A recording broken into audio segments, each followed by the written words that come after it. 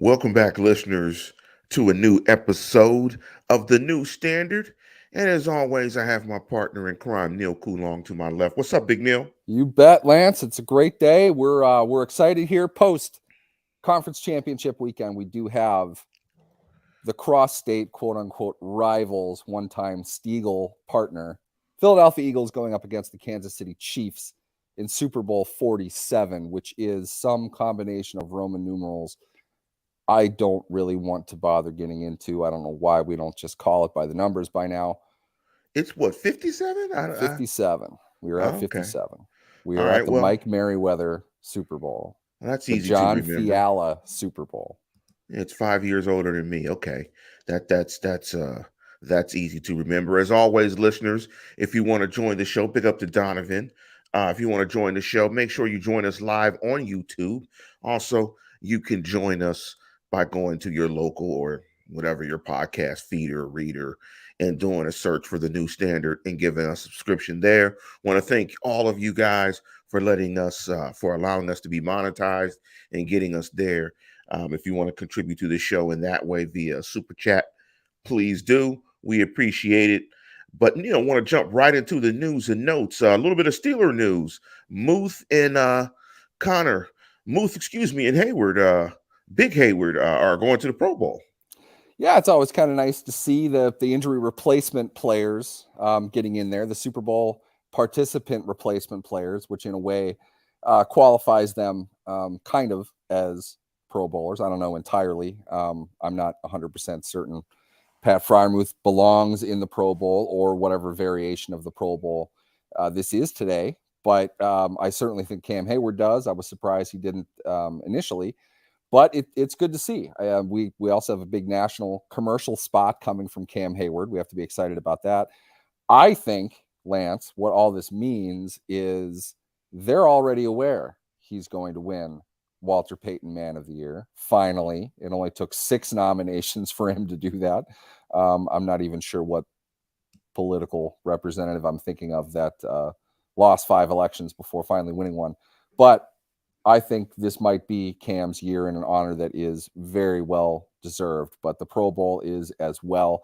As for Fryermuth, out of his second year replacing future Hall of Famer Travis Kelce in this game, good for him. It's certainly a plus for his developing career. I don't know if he is quite peaked. I think he's got some.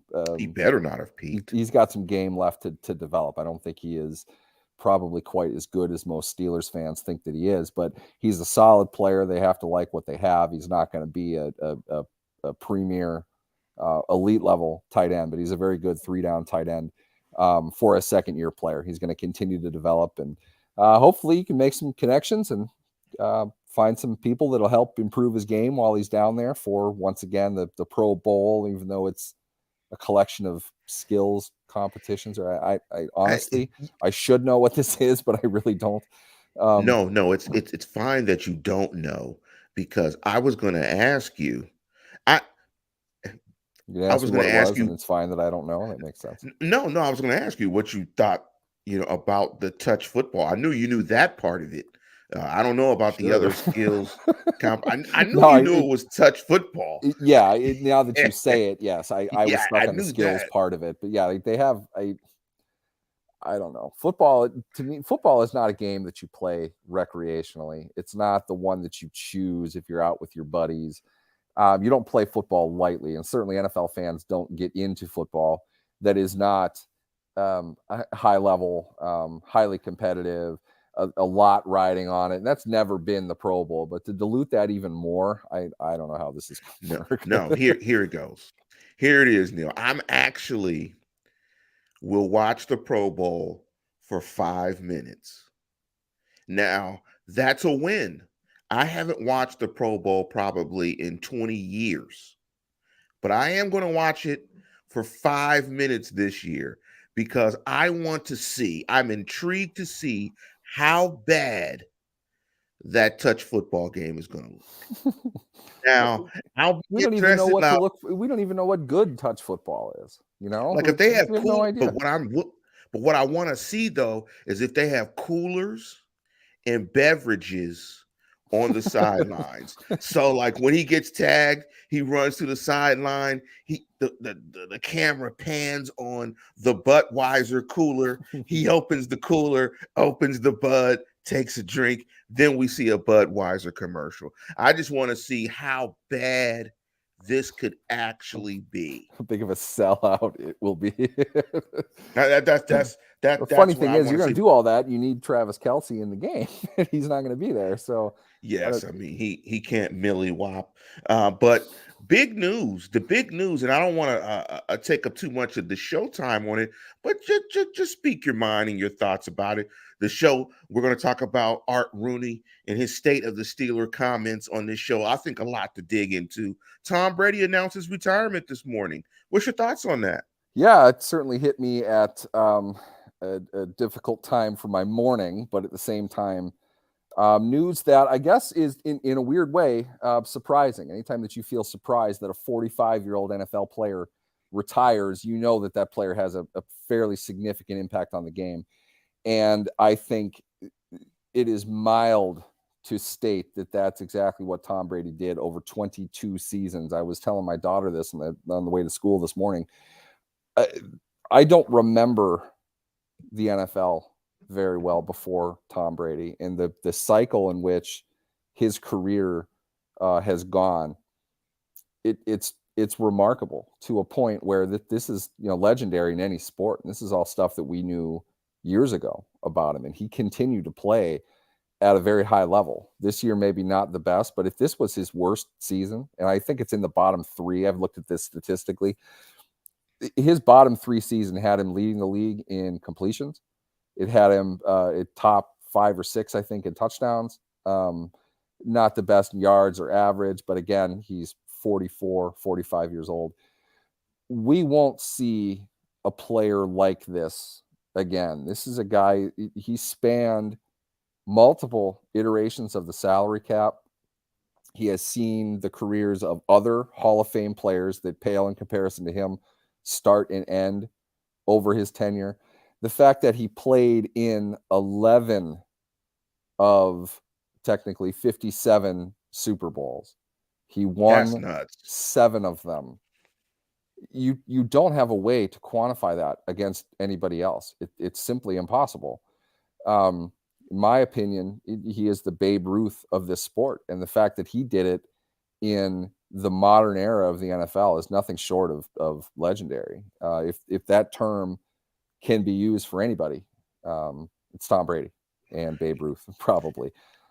He's the Billy. I mean, he's the Billy. I mean, the one thing that's comical in all this was when I would think of Tom Brady and the Steelers, it was just a guaranteed loss. I mean, and I'm just going to admit it as a Steeler fan, over the course of his career, anytime you saw the Patriots on the schedule, just admit it to yourself. You wrote an L by it. You just did, and that's You me wrote an giving L by him it, and you got pissed off because you had yes, to, and then you went after yes, Brady, how much he sucks and how you hate him and all that. yes, He drew out negative emotion like a wrestling heel, and like you he knew wasn't it. that guy at all. I mean, it's amazing the He impact turned that he out to had. be likable Yeah, later in his life, and he's a California guy from up here in the Bay Area. He's from the South Bay. I think him and Barry Bonds went to the same high school. I know I worked with some people that used to live next door to his parents. Said he was a great guy. I mean, all I can say is, he whooped the Steelers' ass, and maybe that's the highest compliment that I can give him outside of the fact that he's the Billy. And when you look at his career, I mean, hell, he's kind of like Kobe-esque in the sense where Kobe wore 2 numbers and is a Hall of Famer in both. Tom Brady probably had 3 Hall of Fame careers. If you split it up in 3 different sections, he probably had 3 Hall of Fame careers. So he's no doubt the Billy Goat. He could play some more football if he wanted, but I'm glad that Tom Brady is moving on to his next chapter in his life and being a single dad and so on and so forth. Great player. It's going to be weird to not see Tom Brady kick the Steelers' ass, but it's also going to be nice to not see Tom Brady kick the if Steelers' if ass. anything, and Steelers fans are going to grab onto this for as long as they can. we beat Brady the last time we played him, as if that matters. I was highlighting the 3 AFC Championship games in which Brady thumped the Steelers. And I was at one of those, and it was fucking terrible. I wouldn't Excuse have me. even gone to the last one. I mean, I remember I went on the Fan in Pittsburgh the night before that last AFC Championship game, and I was like, the Steelers played their Super Bowl already without Bell. He was largely hurt at that time. They don't have a chance to beat this team. Unfortunately, they just don't. The Patriots are really good, but they don't have the star power that the Steelers do, and that's going to be how we discuss that era, isn't it? I mean, it's all about the Steelers fantasy football players versus the machine that was the Patriots, which was led by Tom Brady. Absolutely. But even with that star power that the Steelers had, that 2016 AFC Championship game, you walked in, they had no chance. You knew they were going to lose. Baked. It was like it's not even losing that game anymore. They lose it plenty often. It's more, I'd rather it be to somebody other than Tom Brady for once. They got baked. And I want to apologize to YouTube for dropping the F-bomb. But see, that's what Tom Brady does. He makes you drop the F-bomb. But the last news and notes. Notice. Did you drop the F-bomb or did I? I did. I slid it in there real nice. Oh, I do that once a show. What's the problem? I slid it in there. Are we not supposed to do that? I don't know. Anyway, before we get apologizing for everything we do in society today. Exactly. Let me get to the main topic of the program. Before we do that, real quick, Frank Reich, DeMeco Ryans, and Sean Payton get hired for jobs respectively for Carolina, Houston, and Denver. What's your first thought when you saw those hirings? First thought, DeMeco Ryans. I told you so. Best move of the year, the Houston Texans hiring the best coordinator in football. He is going to have an immediate impact on a franchise that desperately needs it. He gets to play with the second overall pick, find themselves a quarterback. Schematically, he made kings out of sheep in San Francisco. Those guys, a lot of them are not good individual players. It's not like they're highly skilled or anything like that. He made them twice as good as they were. You're going to see, this is probably why San Francisco is going so hard after Vic Fangio. I'd probably do the same thing. But DeMeco Ryans is a high-level coach. He is a high-level defensive mind. They're going to be able to build significant talent on that team where they're drafting, the future cap space that they have. This is why they gave him a 6-year contract. They understand that this is going to take some time to build. That team's going to be competitive sooner rather than later, and I'm really excited for it because I absolutely love DeMeco Ryans. I love the 49ers, how they've put everything together. After Saleh went to New York, Ryans became the man there. They did even more stuff, which was with what was already a great schematic defense. Ryans is even better, and the players love him. There isn't one that doesn't speak glowingly about his ability to teach, to communicate. These are the real things that a coach does, okay? They're not playing a video game. It's not about selecting the play at the time or calling timeout when you need to. A head coach's job is to organize and communicate their general philosophy and make sure that those things are getting done. Ryans can do that at a high level, and he's proved that. The fact that it's good to see the big money, long contract, probably not big money, but the long contract with the team that desperately needs it, making a big investment into a black coach, I think is long overdue. But I don't even want to say this, but I will just point out that DeMeco Ryans deserves a head coaching job, if anybody in this cycle does. And Houston made the best move they could have made. Absolutely. He has Houston ties, was a player there, was a very good player. Very good player. It's going to be interesting. Yeah, he got hurt a bunch. He was kind of undersized, but he was a really good linebacker. Very good player. Very smart. Second-round draft pick. Alabama guy. It's going to be interesting to see if that plays into a part of them selecting Bryce Young. Of course, they have the number 2 pick. It's going to be interesting to see how that all plays a part of that. What'd you think about the compensation for Sean Payton? I need to see it finalized. On my team, the breaking news team within Sports Illustrated, we have not confirmed that yet. The word is 17 to 20 million a year for Sean Payton, which is kind of the going rate for the top coach. Considering coach's salary is it's off of the salary cap. You hear reports of stuff, but they don't have any obligation to report it. There's nowhere that it's specifically tracked short of news reports that come out. We don't really have a great sense, a formal sense of who's getting paid what, but some franchises want to pay that. Others don't. Considering the success that he has had, which is substantial, and I don't mean just the Super Bowl. He developed with, granted, a very good quarterback, but he developed consistent high-level offensive success with that quarterback and with a bunch of other key pieces that came and went over the time that he was there. The Saints were a difficult team to beat. They won a lot of games when he was there. He certainly is battle tested. He's put a lot of his assistant coaches into head coach positions. He's had outstanding coordinators on his team. I think it's fair to say he knows how to run a team, and if that's the going price, do it. You know, if I think, and I've said this with all due respect to Nathaniel Hackett, Denver needed to put an adult in that damn room. I mean, Denver was a horrendous team, offensively in particular. Whatever it is that Hackett was doing, it was like nothing worked. Nothing at all worked. Significant problem for them. They needed to spend to get some pedigree to build the team back up. In particular, obviously, their high dollar quarterback. So now they've spent a significant amount of draft capital and are paying a substantial amount of money for Russell Wilson and Sean Payton, and they're going to expect pretty immediate results. But the reality is, I would think that it would work. I think Payton is a good coach. I think Wilson is probably a bit better of a quarterback than what we saw last year, though I'm not sure where his ceiling exactly is. They can succeed together, but even if they don't, Denver's sunk financially. That pairing isn't going anywhere anytime soon. So you want to give them a little bit of time to kind of see how it will come together. But I feel they have good pieces in place in order to do that. They've got some work to do, and they don't have good draft capital to do it. But it could just be kind of year one of getting out of the mess that they got themselves into. You know, I think when you make the investment to get Russell Wilson, you got to be all in. I mean, you can't do it half cocked. So at that point, you've got to make it work.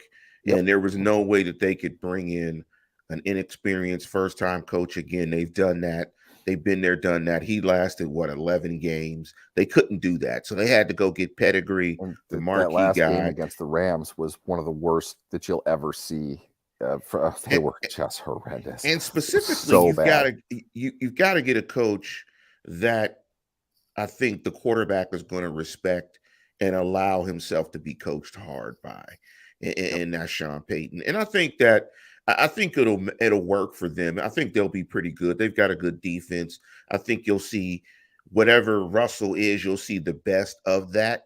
Problem for that division and for the NFL is that guy Patrick Mahomes in Kansas City with Andy Reid and Eric Bieniemy. You could be at your best, and he could play on one ankle and still beat you. So I think that's the major problem.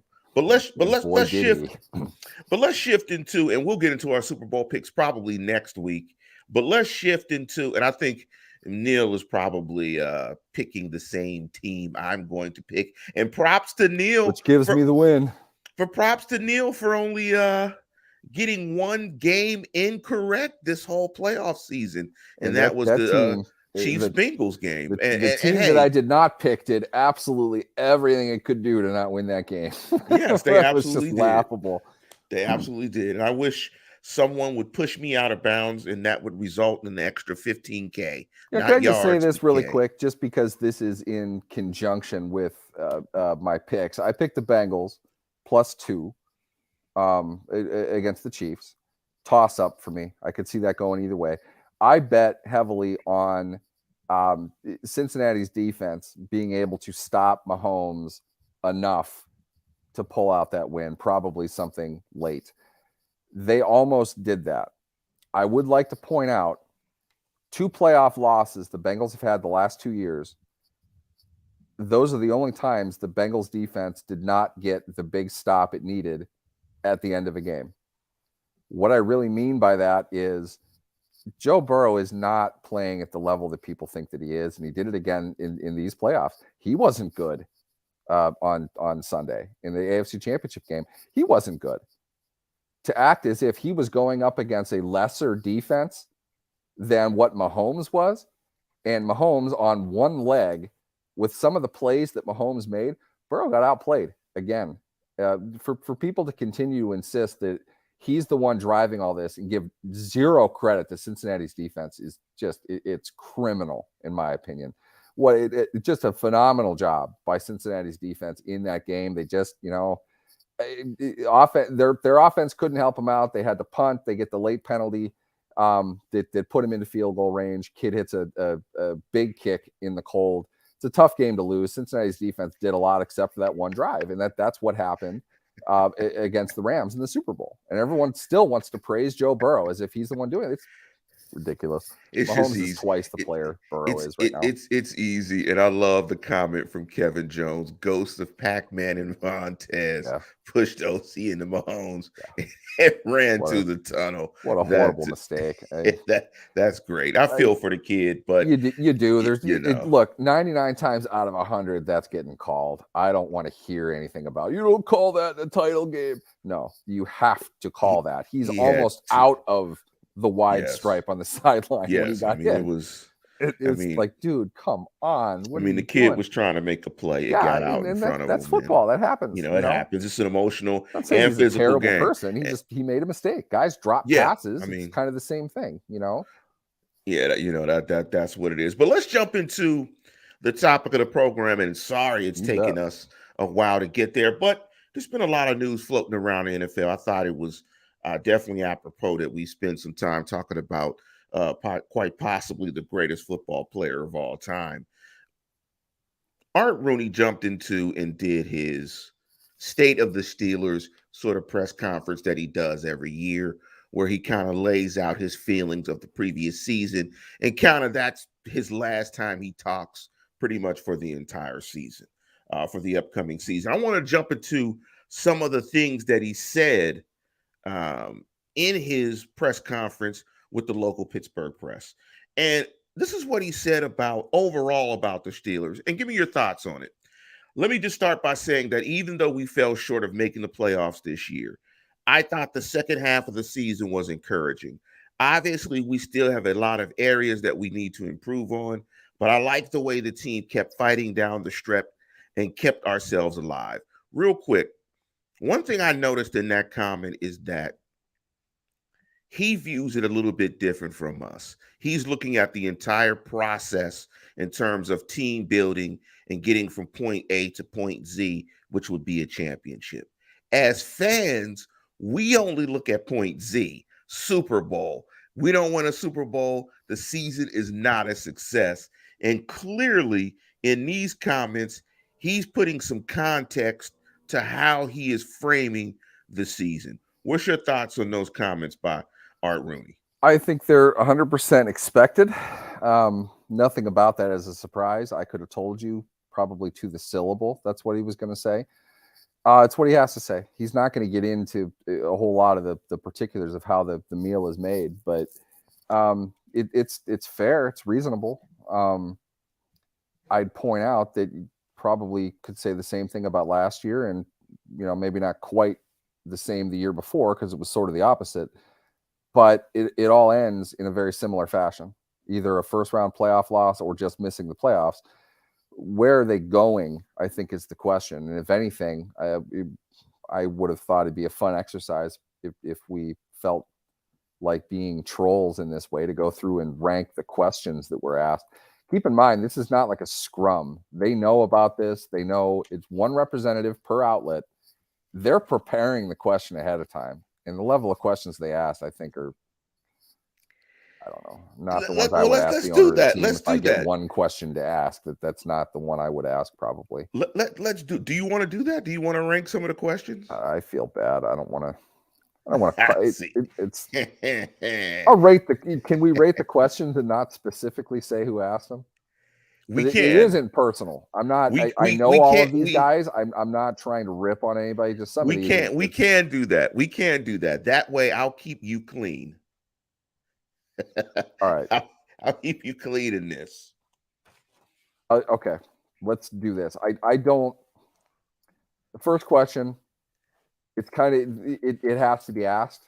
I think I wouldn't waste the question. I would just kind of assume Rooney's intro comments are going to do that. He's going to speak generally. He's going to speak on Kenny Pickett. We can accept that going into it. I wouldn't have prepared a question on Kenny Pickett for that reason.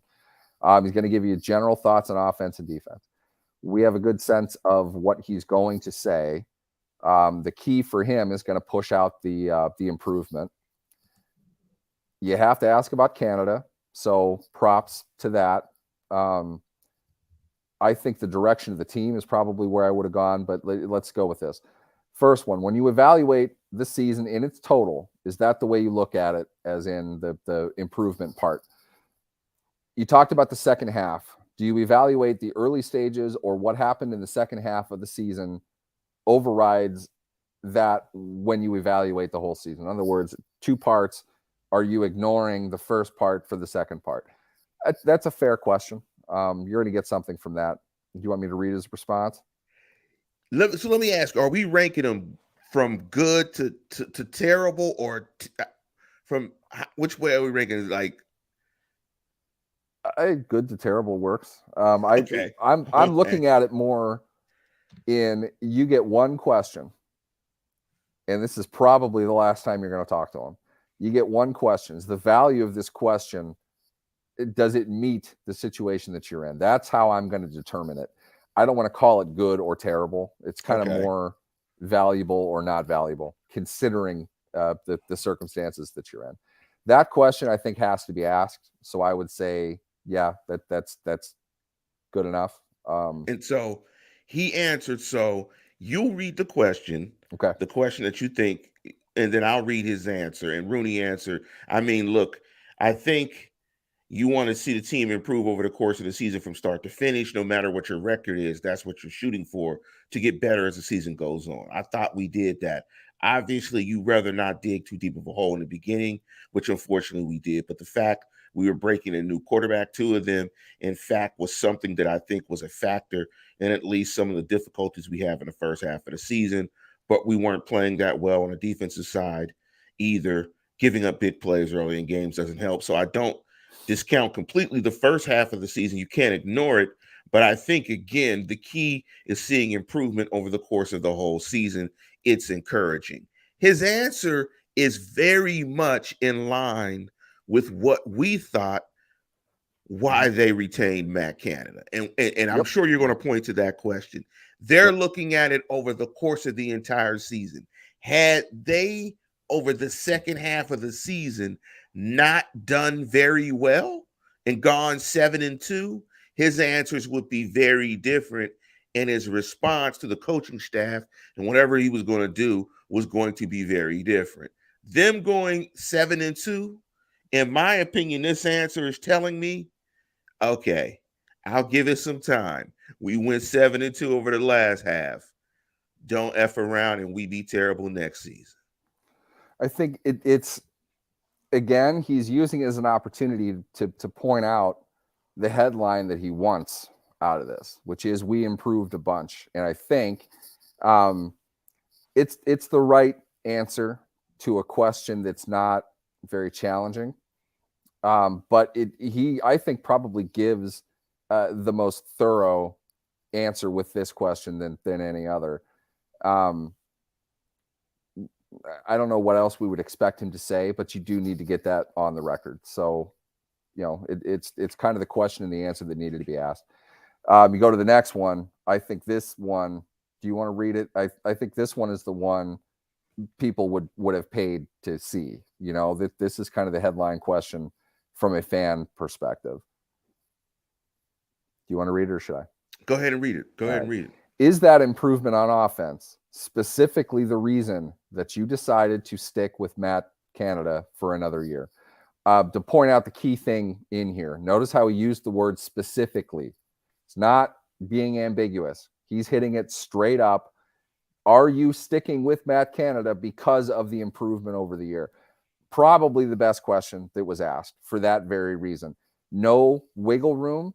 You're going to ask the question directly, and you're going to let him decide whether or not he wants to answer it directly. That has to be done as a reporter. You don't get to argue with the subject. You don't get Right. to berate them. You don't get to debate the issue.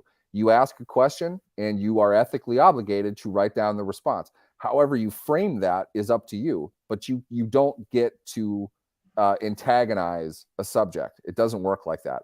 I felt this question is the most professional and pointed that it could have been. He forced him to answer it specifically, which is very important with a lot of this, because the next one in particular, you're going to see all kinds of wiggle room that's being left open for that.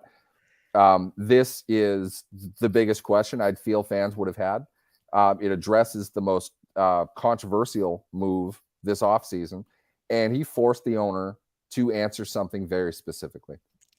And this is what the owner said. And we'll jump into Meat Whip 21 from Germany. Big up to you, my friend.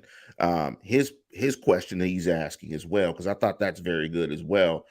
Rooney answered by saying, "Yeah, I think so." I love the use of the word improvement as well, because improvement gives him the ability to not say the offense sucked. Like like you can say it improved and still think that the offense sucked, because you can go from averaging 4 points a game to 6 points a game and say it improved, Yeah. but it absolutely sucked. Yeah, So I technically it thought did. the use of the word improvement I thought was great. So he said, I think we like to see the improvement. With a rookie quarterback, they seem to work well together. They built a good working relationship. To sort of start over again with a new offensive coordinator could wind up back in the same situation again, where the first half of the season you're breaking in a new coordinator. So we just felt like there's enough there to build on, that we want to continue to keep the group together. You know what that answer sounds like to me? How you define a bad marriage that sticks together for a few extra years when they probably should have got divorced in year 5, but they made it to year 8. It's fair, because at the same time, look at how well, and keep in mind, I mean, Art Rooney has grown up around the media his entire life. He is an expert at couching all of his statements. I think we like to see improvement. Yes. With a rookie quarterback, they seem to work well together. They built a good working relationship. There's something solid. To sort of start over again with the new offensive coordinator could wind up back in the same situation. He's not going to stick himself to anything. And that's, you expect that. It's funny to me, because he isn't being flippant with it. He's not being avoidant. It's just really, he's not top to bottom putting any of this in stone. And he's not a brash, big No, he talking isn't. kind of guy, which is helpful. In other words, if you look at it in these terms, Rex Ryan would have answered this question very differently. And the Rex Ryan thing, while entertaining and certainly good for business for people like me, I don't know how good of an angle that is in terms of leadership. So I think he's generally correct in what he's saying, though, and it will valid. It makes sense. What he's really saying is, if we start over with another offensive coordinator, we're in the same spot that we were in, because last Yeah. year we had the experienced offensive coordinator just with the inexperienced quarterback. Next year, our only way to get continuity is to have the experienced coordinator continue to work with the experienced quarterback. Results may vary. We'll see, but it makes the most sense from a strategic standpoint to buy into that logic. And I think that's generally what he's saying here, banking on continued improvement, which, as we've talked about many times, was there. Now, what the ceiling of that improvement is a different story. We definitely saw them go from being the most pathetic offense in the league to one that was kind of bad. That's a nice Second. improvement. I'm not Second sure. most pathetic to Denver. Yeah, we'll give Denver their due, but I'm not sure top to bottom if that means their trajectory will continue the same way. But I see their logic in making the choice that they made, and he addressed that very well. I think it was a good question. I like the answer. Yeah, I agree that I think the logic of it is sound. I'm just hoping that they can add dynamic ball players on the offensive side that can raise the tide. But to meet Whip's point, he said, did we improve really so much in the second part of the season compared to the tougher first part of the schedule? And did you watch the games in each of those sides? This comes down to the constant need to affirm this wide gap of talent between every team in the NFL. The Philadelphia Eagles were a better team than the Steelers. I think we know that. It's not as if this is college in which the Eagles will beat a team like the Steelers by 30 points every time they play them. 30-point wins are rare in the NFL, unless you're the 2022 Steelers, you play the Bills and the Eagles. But it doesn't happen that way consistently. The Steelers got things fixed because of those bad beats, okay? The Eagles went out and almost lost to the Lions. Frankly, they should have lost to the Lions. Any team can beat any team, but the gap between, say, number 1 overall and like 25 overall is not incredibly wide. So to bank everything over 8 games on this generalized sense that the quality of opponent was just that much better in the first half of the season, or good enough to completely disqualify success against the teams that frankly are the Steelers' peers, not their superiors, it's nonsense. It doesn't make any difference. You did the things you were supposed to do then. By league average, you shouldn't have lost by 30 points to the Bills and the Eagles. You shouldn't have. The league average loss is like 4 points or something like that. They got manhandled by better teams. Now, I understand that they're better. It's just in the NFL, they're much closer than people think that they are. The quality of your opponent, I'm not dismissing it. I'm just saying it does not account for 30 points. It doesn't account for 4 touchdowns in a game. It's not that wide of a gap. They showed improvement because they got better, not simply because of the team that they're going up against. It's not as simple as that. That's what Tomlin means when he says things like nameless gray faces. It's not about the opponent. It's about what we're doing. The Steelers were a gong show the first half of the year, offensively and defensively. They were a terrible football team. They were mediocre by the end. That improvement existed. It's not because of who they played. They got better. They changed things up. They improved what they were doing. Give them that at least. I think you're 100%. I mean, it doesn't matter. I mean, your obligation is to get better regardless of who you play. And, it resulted in wins as well. And thank you, Kevin, for posting these stats. When he said in the first 8 games, they averaged 11.8 points per game. Ouch. And in the last 9, 21 points per game. And I think as Steelers fans, the Steelers. They average 11 points a game the first 8 games? No, that's not even close. No, I think a little bit more, probably about 13. It's like 15. 16. That's horrible, mind you. And they average more than 21 at the end. Yeah, at the end. And so, but even still, thanks, Kevin. But the context is the 11. Same. I mean, shit. This is the 70s. They improved. And it's fair because you play who you play. That's it. What's the next question that you got for us? We're going into this, I think, and we'll dissect why this is the worst question and answer of the conversation. A lot of teams now open it up, throw the ball, and try to score a lot of points. Apparently, teams never tried to score a lot of points. So you say you like the formula of running the ball. It's not a formula.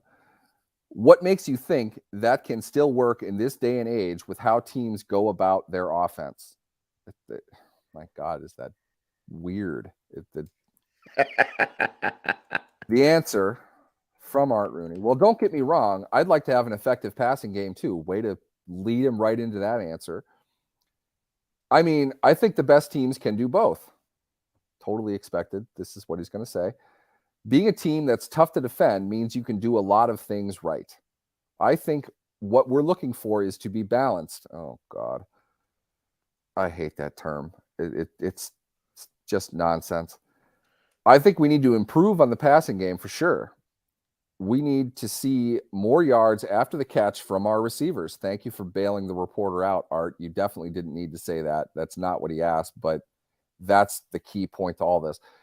Obviously, we need to be better in the red zone. That's another good one. So definitely some places we need to improve on to score more points is the bottom line. That question is, it's the biggest softball that was tossed in this whole thing. When you're allowing the subject to provide you with the cliche answer, with the easiest answer, you're not doing your highest and best with this. To suggest, and he didn't even notice how Rooney didn't even address the run game, which is what the question is trying to ask. It's because he didn't ask specifically about the run game. He's asking in a weird general way, you run the ball a lot. Do you think that can still work today? And instead, what we got was the infamous, well, we want to be balanced, even though literally no team in the league is even remotely balanced in that sense. You run the ball a lot if you throw it 60% of the time in today's NFL. That's a big running game now. And that's with a couple teams that run with their quarterbacks a lot on both designed and improvised. I can't say it. They run the ball a lot with their quarterback. This question, he threw him a rope. We need to see more yards after the catch from our receivers. That's something poignant to look at, because that was a significant problem offensively this year, and it has nothing to do with the run game specifically. It is, though, what the Steelers have been trying to utilize in lieu of a run game over the last several years. The concept is the same. It's not the value of running the ball is not physically handing it off to a running back. It's getting the ball into short space with a high percentage of completion and the ability to move down the field. When you are not successful moving after the catch, which the Steelers were not at all this year, they have an offense that largely predicated them on running after the catch, and they didn't do that. So they had a lot of failure in that regard. That's a major problem. And Rooney is giving some insight that they're aware that that's a major problem. What that means when the owner says it is, we're going to do something about it. What that is, I don't know, but that's, unfortunately, when you only get one question, you're not able to follow up, but that would have been the follow-up. What do you intend to do? What are you looking to do to address that? There's schematic issues with that. There are personnel issues with that. There's a lot of things that need to come into it. If you are planning to have your wide receivers getting 5, 6, 7 yards after the catch consistently, there are things you need to do to set them up. And for me, the biggest failure in the Matt Canada offense was the fact he did not use his receivers in concert with one another at all. They didn't run choice or option routes. They didn't run combo routes. Part of that is probably because they have new quarterbacks who don't know what they're doing within the offense that they're in, and their receivers not the greatest in the league, I don't think, for doing these kinds of things. And their offensive coordinator might not be the best at drawing those kinds of things up. Whatever it is, spin it up in the soup, draw one of the answers out. It's going to be correct. It is, though, priority number one, in my opinion, for what they need to do offensively. They have to get their receivers working more in concert with one another to set each other up, to get the ball in more space. Instead of just dealing with zone and man coverage, they need to work off of that based on what it is to help set each other up for bigger plays after the catch and for bigger plays down the field. They don't do that at all right now. And it's almost like Rooney wanted to address that. Wasn't exactly given the opportunity to, but he found kind of a chance to do it, so he threw it in here. So good answer on a weird, awkward question. Yeah, the question was kind of weird. I thought it was weird, and he did have some nuggets in the answer. Let's pick one more question, because I think this is going to break into two parts, because the show is running kind of long because of the intro, and there's a couple of questions from the listeners that I want to jump into. Pick one more question, and we'll jump into some other nuggets from this interview, because there are some nuggets here. And, well, let's jump into this one. Because Robert posed the question.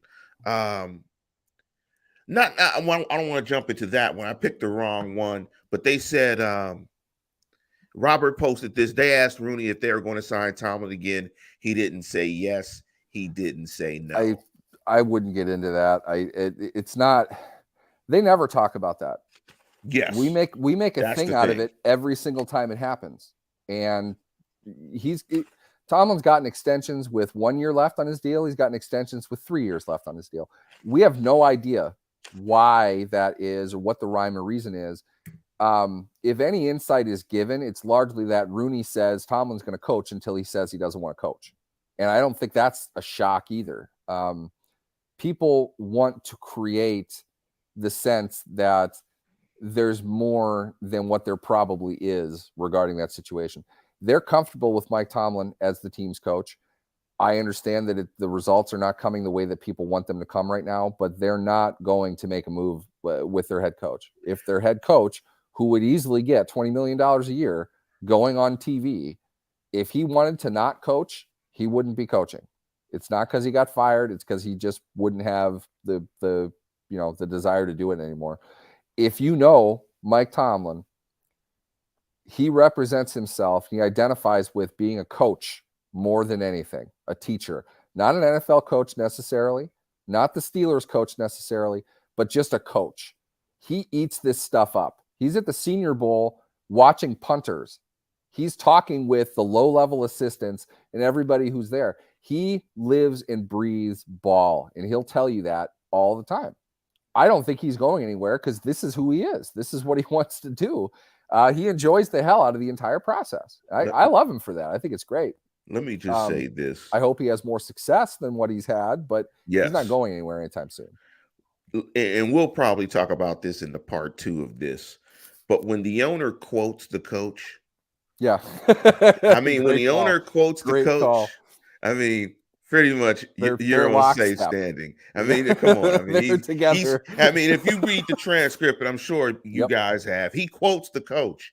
I mean, he uses the quotes, the coach's cliches. I mean, hell, I've never had that happen in my employ where my coach where my manager is using my catchphrases, but I know that would make me happy and think that I was pretty solidified in my role. But let's jump into some of these questions here. Yeah. And Coach Corey, Coach CH asked this question. Big up to Corey, high school coach, does a fantastic job. Great program. Why am I hitting the wrong questions? Did you see the comment from Freiermuth that they didn't have any hot routes? What's your thoughts on that? That's what I mean about combo routes and things like that. There's no real dynamic aspect to the Steelers offense. It doesn't surprise me that they don't have that because you have to look at it like this. It's not simply that Matt Canada is a bonehead and doesn't know what these concepts are. The problem is when you have a new quarterback, one of those quarterbacks is Mitch Trubisky. And I warned you about this back in March when everyone was telling me how great of a signing he was because he went to a Pro Bowl once. He's an idiot. He doesn't see the field. You can't overcomplicate things for him. A hot route is complicated for Mitch Trubisky. He would hang on to the ball and take a sack. And we saw that plenty of times. You got to get open down the field. They wanted their receivers running certain routes because those are the routes Trubisky knew. And then you had Pickett on top of that, who only had, a couple months exposure within the NFL. So they didn't have the ability to add a whole lot of complexity. You have to admit that that's what happened. I'm not saying that that was good. I'm not saying that they shouldn't have just thrown them both in the fire and said, we need to figure this out, grow up. You know, if you're going to be the starting quarterback, you're going to take all of this. They set him up to succeed with what he had. They really tried to make them not be in a position to make a bunch of mistakes, and the two have made a bunch of mistakes anyway. That's the level of talent they were working with. That should change, okay? They have more experience together now. They have an entire offseason. Pickett gets the whole offseason being the starting quarterback. He gets the entire offense to go through. He gets his input to say, I like this, I don't like this. They can all work together. This is why they brought Canada back. You have that continuity. Are they going to do something about these problems? Well, I'm saying this. I'm okay with the decision, but I'm going to watch the first two games and see nothing but the wide receivers. And if they're not doing other stuff, if there's not more complexity and more nuance, they wasted the year because they're not going to be any different. It's not difficult to defend this offense. They're not throwing interceptions all the time, but they're not advancing the ball down the field either. I mean, I don't know what the difference is in a lot of ways. Yeah, and we'll talk about it in part 2 of this because that came up. I mean, clearly we can see that their offensive philosophy this year was don't turn it over. I mean, that's pretty much what it was. Don't turn it over, and hopefully we can win games like that. I love Freak because Freak gets right to it. Freaks, and he wrote, they handcuffed Canada to protect Pickett. He was just the nation's fall guy, for he is the low-hanging fruit. And look, I was saying this after the first couple games. It wasn't just Pickett. It was Trubisky as well. They did the same thing with Trubisky. The offense didn't change a whole lot when Pickett got in there. Pickett just made the throws that Trubisky wouldn't make. I've said this exact comment thousands of times on this show. I am not saying Matt Canada is Bill Walsh. I'm not saying he's going to revolutionize offense when they finally start putting option routes into their repertoire. I'm saying they're going to be improved simply because these things are going to make you a little bit better. But if you can't do them, they don't make you better. They make you a lot worse. That's why they didn't do it. So for Freiermuth to say that without any context, I don't know how fair that is necessarily, but he's the one who's in there. He knows what's going on. He probably lost 20 catches because of the lack of hot routes. I'm sure he feels he could have been utilized more in terms of offensive protection. In other words, there's a rush coming at you, get rid of the ball. Throw it to the guy who's short, who's running hot. If they're not doing that, though, they are doing themselves overall a disservice, but they're not turning the ball over. And I think that was priority number one within their offense this season. And Corey went on to say that even in their high school offense, they had very rudimentary hot route concepts that they would do. Hey, in my glory days as a backup quarterback, I knew the hot routes for every package that we had. Okay, that was a while ago. I knew where to throw hot in certain situations. To not have any is really kind of weird. And that's interesting. To not have any is your coach, your head coach saying, take this out. Let's keep it super simple. Probably. That's your head coach. Probably. That is your head coach. And we are taking Freiermuth literally too, okay? Yes. To be honest, I think it's impossible to not have something. It depends on what you want to refer to as a hot route, but at the same time, there was a lot of stuff that wasn't in the offense. So I think there is some truth to what he's saying. There were a lot of points in the offense. Let me jump into this point from Rob Cotting. He said, Lance and Neil, what question would you ask Rooney? I'm going to toss this to Neil. I'd probably ask Rooney a softball question.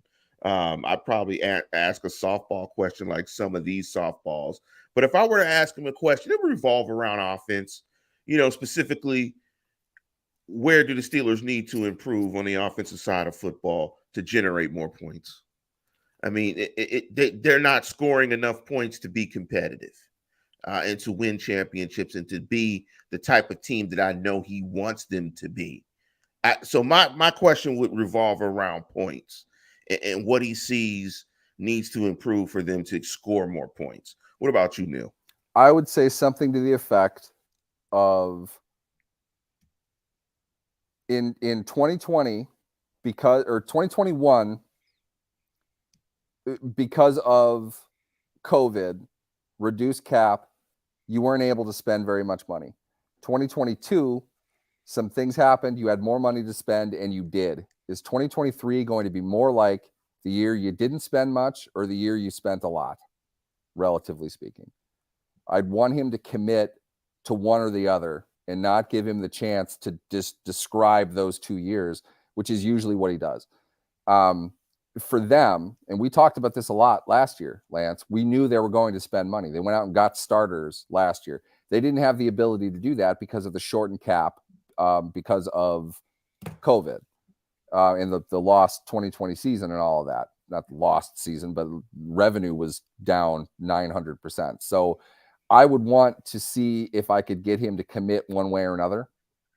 He's probably going to dance on it, but you notice nobody asked anything cap related in this.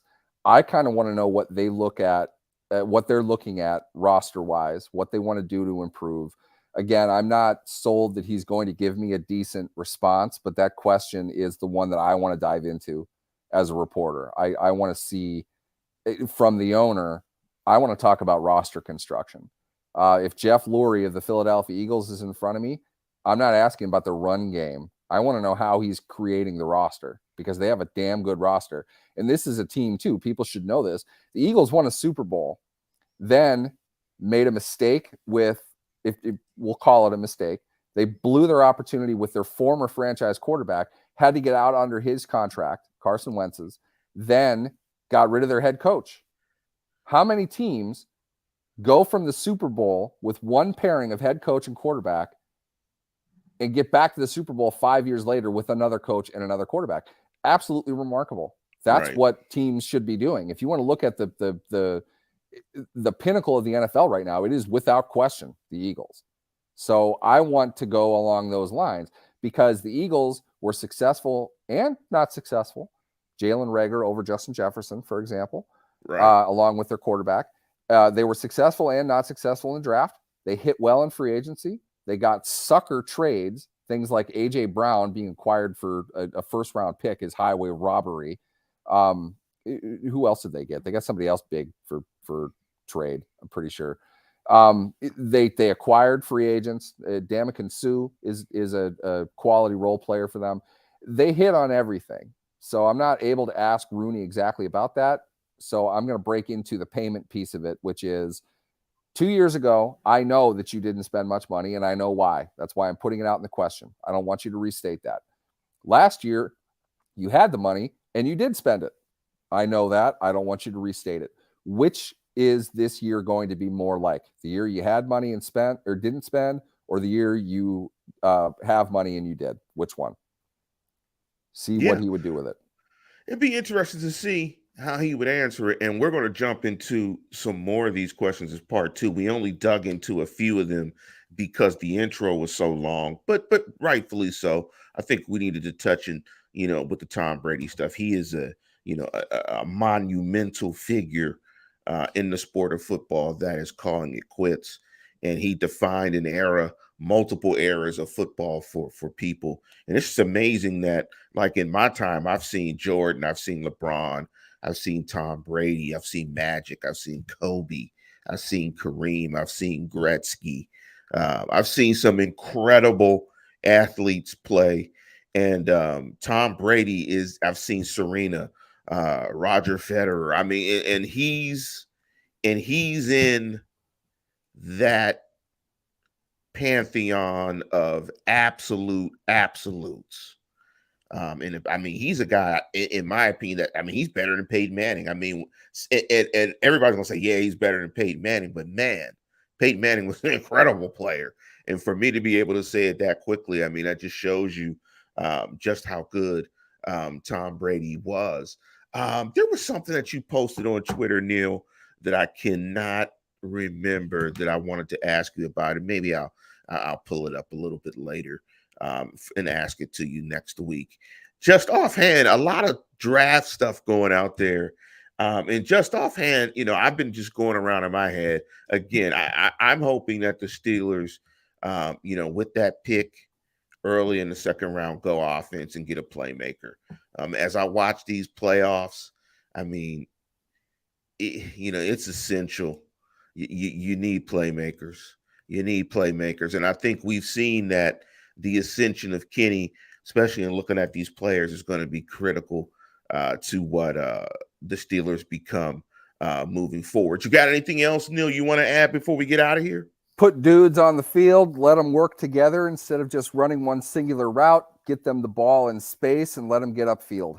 That's really what they should do. You can do whatever you want with the run game after that. If you want to create explosive plays, do that sort of thing. Watch Philadelphia, see how they're doing it. The combo of Devontae Smith and A.J. Brown is lethal. It is extremely difficult to defend both of them, especially when they're working together. They're doing things together because of how a defense is responding to them on the field. The Steelers don't do that. They need probably a little bit more talent to do that. They're taking a step in that direction. I'm excited for that. Beyond that, I'll bet anybody any amount of money or anything else that they want. The Steelers draft a cornerback with one of their first 3 picks, and the Cam Sutton market is going to be higher than people think that it is. So they're going to need another cornerback. Something they have to do. Yeah, it's going to be absolutely high. And I love to see that Wes is saying bye to Felicia. We all know Wes and Felicia are in the same place watching the show. anyway. But with that, we are going to conclude the program. And as always, tune in, tell a friend, and subscribe. Go Steelers.